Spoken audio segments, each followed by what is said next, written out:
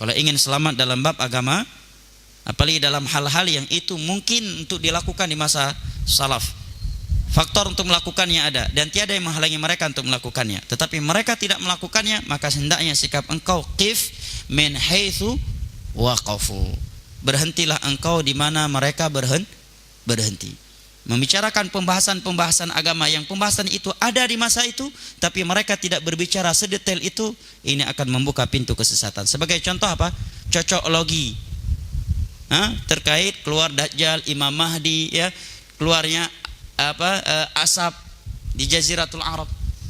Para sahabat membicarakannya, para tabi'in, tabi'ut tabi'in, 4 imam mazhab, tetapi tidak ada yang melakukan cocoklogi. Ya.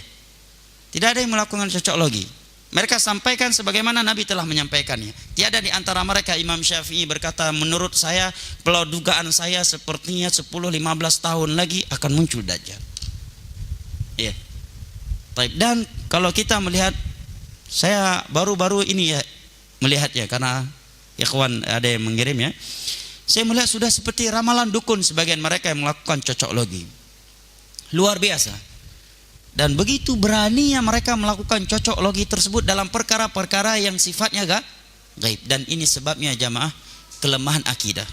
Orang yang kuat akidahnya, sudah belajar silsilah tauhid, belajar lumatul i'tiqad, wasitiyah, tahawiyah, kuat akidah asma wa sifatnya, dia paling takut berbicara masalah agama, apalagi masalah akidah dan perkara gaib. Nah,